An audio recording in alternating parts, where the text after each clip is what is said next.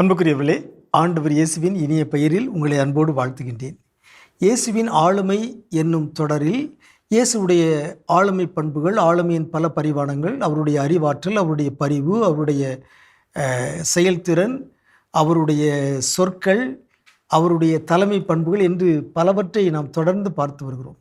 இன்று முதல் இயேசுவின் உணர்வு மேலாண்மை, இமோஷனல் மேனேஜ்மெண்ட் என்பதை பற்றி ஒரு சில நாட்கள் தொடர்ந்து உங்களோடு பகிர விரும்புகின்றேன். உலக சுகாதார நிறுவனம் 10 திறன்களை வாழ்வியல் திறன்கள், லைஃப் ஸ்கில்ஸ் என்று பட்டியலிட்டிருக்கிறது. அவற்றை மாணவ மாணவிகளுக்கு, இளைஞர்களுக்கு எல்லா கல்வி நிறுவனங்களும் கற்றுக் கொடுக்க வேண்டும் என்று 10 திறன்களை, வாழ்வியல் திறன்கள், லைஃப் ஸ்கில்ஸ் என்று ஒரு பட்டியலிட்டிருக்கிறது. அந்த 10 என்னவென்றால் செல்ஃப் அவேர்னஸ், எம்பத்தி, critical thinking, creative thinking, decision making, problem solving, communication skills, relational skills, stress management, emotional management என்று 10. இந்த 10ஐயும் கோர் லைஃப் ஸ்கில்ஸ், அடிப்படை வாழ்வியல் திறன்கள் என்று வேர்ல்டு ஹெல்த் ஆர்கனைசேஷன் அறிவித்திருக்கிறது. இவை அனைத்தும் நம் அனைவருக்கும் தேவை. அதை மாணவ பருவத்திலேயே கற்றுக்கொள்ள வேண்டும். அப்பொழுது தான் நாம் எப்படி நிறைவாழ்வு வாழ முடியும் என்று இன்றைய கல்வியாளர்கள், அறிவியலாளர்கள் சொல்லுகிறார்கள். இந்த 10 வாழ்வியல் திறன்களில் ஒன்றுதான் உணர்வு மேலாண்மை, இமோஷனல் மேனேஜ்மெண்ட். நம்முடைய உணர்வுகளை நாம் மேலாண்மை செய்ய கற்றுக்கொள்ள வேண்டும். நம்முடைய உணர்வுகள் நம்மை ஆளுகை செய்யக்கூடாது. நாம் தான் உணர்வுகளை ஆளுகை செய்ய வேண்டும், மேலாண்மை செய்ய வேண்டும்.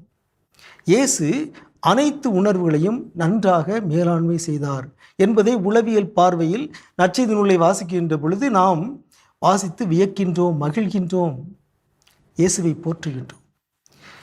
நம் வாழ்வில் நேர்மறையான உணர்வுகள், எதிர்மறையான உணர்வுகள் இரண்டும் இருக்கின்றன. இரண்டையும் நாம் மேலாண்மை செய்ய வேண்டும். ஆகவே இன்று முதல் இயேசுவின் உணர்வு மேலாண்மை பற்றிய பல செய்திகளை ஒவ்வொரு நாளும் நான் உங்களோடு பகிர்கின்றேன். இன்று இயேசு மகிழ்ச்சி நிறைந்த ஒரு மனிதராக இருந்தார். உளவியல் பார்வையில் நிறைவு என்பது மகிழ்ச்சி. எல்லோரும் மகிழ்ச்சியோடு வாழ வேண்டும். வாழ்வில் என்ன நேர்ந்தாலும் மகிழ்ச்சி, அடிப்படை மகிழ்ச்சியை நாம் இழந்து விடக்கூடாது. அந்த மகிழ்ச்சியை நாம் தக்க வைத்து கொள்ள வேண்டும், மகிழ்ச்சியோடு வாழ வேண்டும் என்பதுதான் உணர்வு மேலாண்மையின் முதல் படி. இயேசு மகிழ்ச்சி நிறைந்த ஒரு மனிதராக வாழ்ந்தார். யோவான் 15:11, என் மகிழ்ச்சி உங்களுள் இருக்கவும் உங்கள் மகிழ்ச்சி நிறைவு பெறவுமே இவற்றை உங்களிடம் சொன்னேன். ஆகவே என் மகிழ்ச்சி, இயேசுடைய உள்ளத்தில் எல்லா நேரமும் அடிப்படை மகிழ்ச்சி இருந்தது. அவர் மகிழ்ச்சி நிறைந்த ஒரு மனிதராக வாழ்ந்தார். ஆகவே அன்புக்குரியவர்களே, நாமும் இயேசுவைப் போல என்ன நேர்ந்தாலும் மகிழ்ச்சி நிறைந்தவர்களாக, மகிழ்ச்சியை இழந்து விடாதவர்களாக வாழ்வோமாக.